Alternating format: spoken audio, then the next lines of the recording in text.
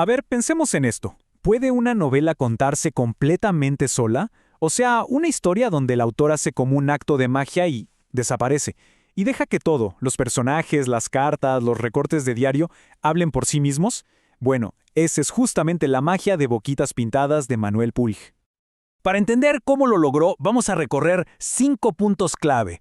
Primero, vamos a hablar de ese truco del autor fantasma. Después, veremos su experimento con el folletín, algo súper popular en su época. Luego, cómo escribió la novela casi como si tuviera una cámara. Y claro, analizaremos cómo se va armando la historia con puros fragmentos, para terminar con el legado que dejó esta obra. Y aquí empieza lo bueno, el gran misterio de esta novela, el truco del autor fantasma. La pregunta que nos hacemos todos es, ¿pero cómo se las arregla un escritor para que su propia voz, su estilo, simplemente se esfume del texto? Si uno busca una foto de Manuel Puig, seguro se encuentra con esa imagen icónica, ¿no? Donde está sonriendo casi con picardía. La escritora Graciela Esperanza lo describe perfecto. Dice que es la sonrisa de un mago que sabe que acaba de hacer un truco increíble y que nadie va a poder adivinar cómo lo hizo. Y es que ese era su gran truco, desaparecer de sus propias novelas. Y claro, esto nos lleva a la gran pregunta. Si el autor no está, entonces, ¿quién habla en sus libros? Esto volvió locos a los críticos de la época. Imagínense, el mismísimo Juan Carlos Onetti dijo algo como, a ver, yo sé cómo hablan los personajes de Puig, pero no tengo idea de cómo escribe Puig. El autor se había hecho humo, era invisible. Bueno, la primera pista para descifrar este truco, curiosamente, está en la tapa del libro, en el subtítulo, folletín. Y esta es una elección clave, porque Puig no se va por un género literario súper prestigioso, no. Elige algo masivo, popular, casi como una telenovela, para montar su experimento.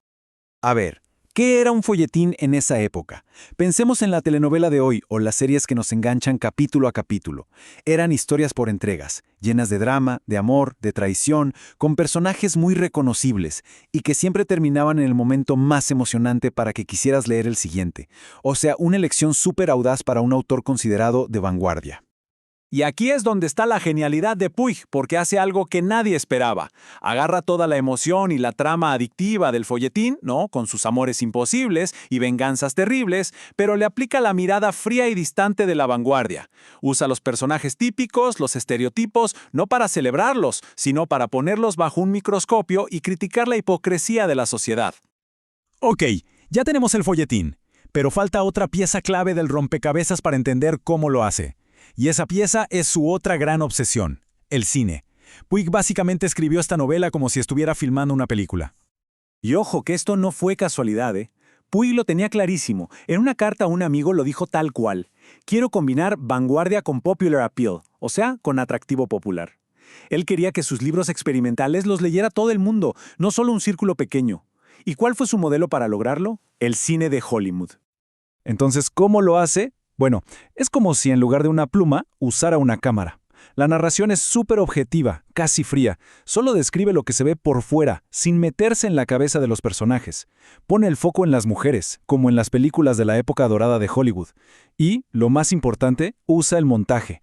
Va pegando pedazos de historia, fragmentos que parecen no tener conexión, y hace cortes transversales, mostrándonos lo que pasa el mismo día en lugares distintos. Puro cine. Bueno, basta de teoría. Vamos a la práctica. Veamos cómo se ve todo esto en el libro. Aquí es donde se revela el truco del mago, donde encontramos las pruebas de cómo el autor se las ingenia para desaparecer. Lo que pasa es que al abrir Boquitas Pintadas, no hay un narrador que nos diga «érase una vez». No, lo que hay es un montón de papeles, de documentos sueltos, como si fuera un expediente.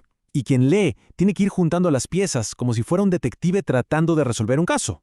Miren, la primera prueba, el primer documento que encontramos es una carta. La novela arranca así, con la voz de Nené escribiéndole a la mamá de su exnovio que acaba de morir.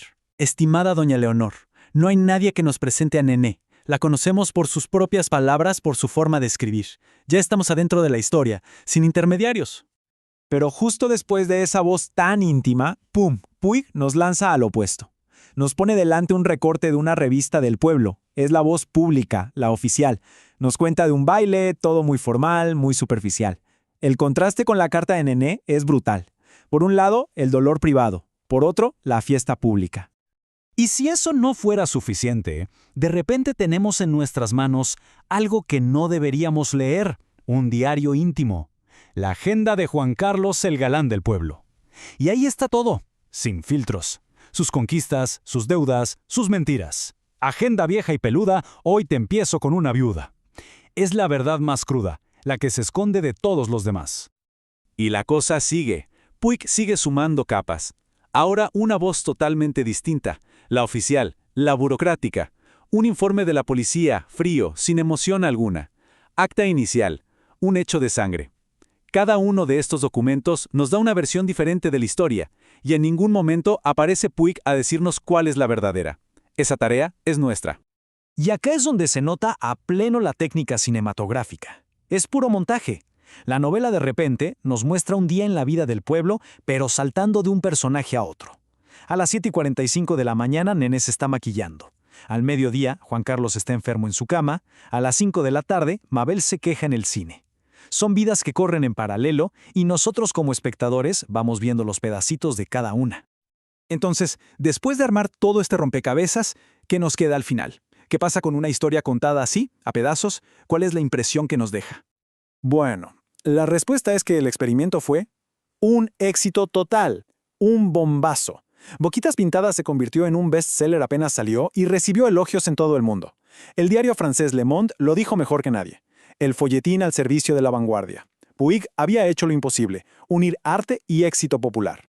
Pero la imagen final es increíblemente potente. Es la metáfora perfecta de todo lo que hizo. Vemos cómo las cartas de amor, esos mismos documentos con los que reconstruimos la historia, son quemadas. Y la novela describe cómo el fuego las iluminan por un instante antes de destruirlas para siempre. El material de la historia se hace cenizas, y lo único que queda es el recuerdo, el eco en quien leyó el libro. Y claro, al final, la novela te deja pensando. La técnica de Puig es tan efectiva que obliga a mirar el mundo de otra forma. Nos hace preguntarnos, si nuestras propias vidas estuvieran contadas así, a través de nuestros mails, de nuestros chats, de los documentos oficiales, ¿qué historia contarían? ¿Qué secretos se esconderían entre líneas?